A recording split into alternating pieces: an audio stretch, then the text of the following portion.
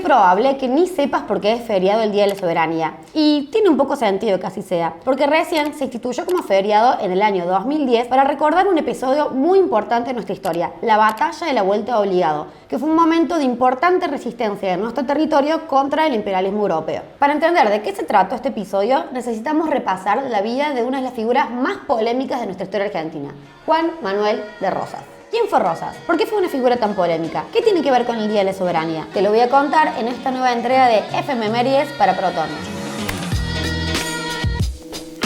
Bueno, entender a Rosas posta que es un bardo. Durante mucho tiempo la historia liberal de fines del siglo XIX lo pintó como si él hubiese sido un salvaje, un enemigo del progreso. Pero desde hace algún tiempo esa imagen está empezando a ser revisada.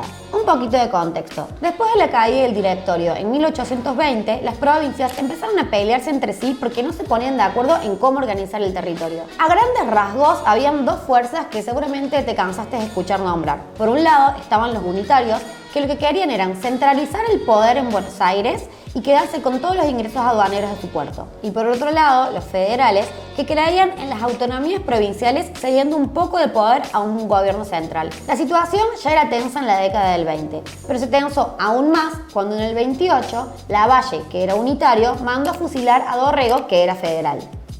Y en ese momento apareció como opositor a Lavalle en Buenos Aires la figura de Juan Manuel de Rosas, quien era un hacendado federal porteño que tenía fuertes vínculos con los sectores populares de la campaña, indios, gauchos y campesinos. De esta forma, Rosas fue ganando poder hasta que finalmente lo eligieron como gobernador de Buenos Aires en 1829. Desde ese momento se instaló en Buenos Aires un gobierno fuerte que iba a ser conocido como la Confederación Rosista, una alianza que tenía a Buenos Aires como líder, quien mantenía la hegemonía económica y política. Pero las cosas no eran fáciles. Rosas tenía en las manos una papa caliente. Las élites porteñas entendían la que se les venía si las clases bajas seguían tomando poder. Las clases bajas entendían cómo defender sus derechos y a sus líderes. Y Rosas entendió que para gobernar en semejante situación necesitaba el apoyo de la mayoría. Para terminar con la guerra civil, lo que consideró que debía hacer era acumular poder e imponerse en todo el territorio. Entonces exigió que le dieran facultades extraordinarias, o sea, la capacidad de poder sacar leyes de manera rápida sin consultar al poder legislativo. Aunque en principio se las dieron, no todos estaban de acuerdo con que Rosas concentrara tanto poder. Y cuando en 1832 un grupo de federales porteños logró que se le revocaran, Rosas dijo, ¿así?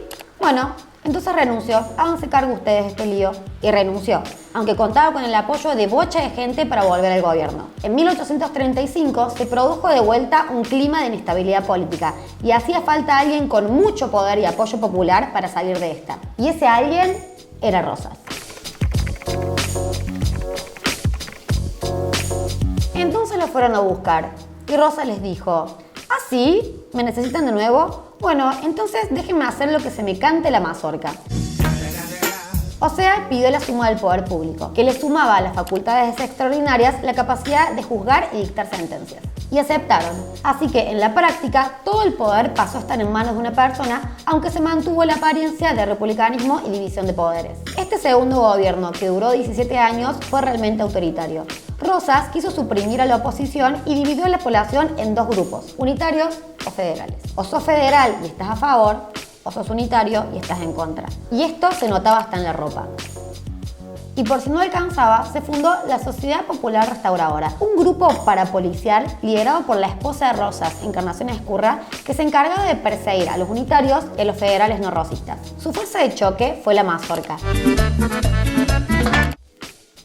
que mantuvo un modus operandi siniestro. Los mazorqueros disparaban a la casa de los opositores, las allanaban y practicaban con ellos rituales de sadismo. Los que zafaban terminaban exiliándose, los que no, después de varias advertencias, eran finalmente asesinados. Pero Rosas no fue solamente un violento, fue también un zarpado estratega que logró lidiar con intereses contrapuestos y se mantuvo en el poder durante casi 20 años. Para conservar la fidelidad de las provincias, por ejemplo, en 1835 sancionó la ley de aduana que beneficiaba a las economías del interior. Y para no perder la suma del poder público, mantuvo a la población en pie de guerra durante gran parte de su mandato. Hubo campañas militares para todo, para evitar golpes de Estado, conspiraciones, levantamientos de caudillos, invasiones extranjeras. Y uno de los episodios más representativos en este sentido fue justamente la Batalla de la Vuelta Obligado. Sí, finalmente llegamos. ¿En qué consistió esta batalla?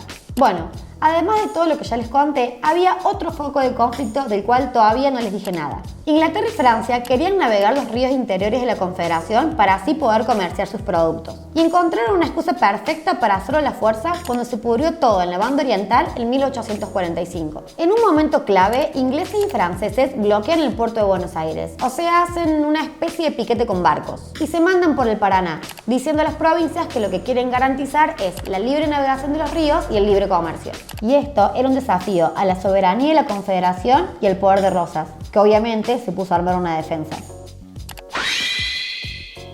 La Vuelta de Obligado es un recodo del río Paraná a 160 kilómetros de la capital, y en ese lugar armaron un manso operativo donde llevaron bocha de cañones de guerra, cruzaron cadenas a lo largo de todo el río, metieron lanchas con explosivos y llevaron milicias conformadas por gauchos y algunas mujeres.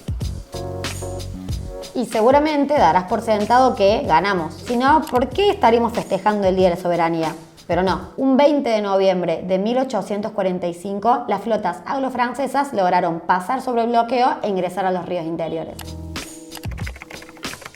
Fue para Rosas una derrota militar, pero no política, porque cuando las flotas anglo-francesas pasaron, los puertos del río Paraná no les dieron ni cabida y no aceptaron comercializar sus productos. La batalla de la Vuelta de Obligado fue un ejemplo de resistencia contra fuerzas extranjeras y de defensa de la soberanía y la autonomía. Si bien Rosas salió fortalecido a este conflicto, la resistencia interna no paró. De hecho, en 1852 fue derrotado por el ejército liderado por Urquiza. La figura de Rosas es centro de muchísimas controversias desde siempre. ¿Y quién tiene razón? La verdad no lo sé. La historia es un campo de batallas donde raramente se alcanzan verdades absolutas. Si te cabieron estas efemérides, no te olvides de darle like al video, suscribirte al canal y activar las notificaciones, así te enterás cuando subamos nuevas efemérides.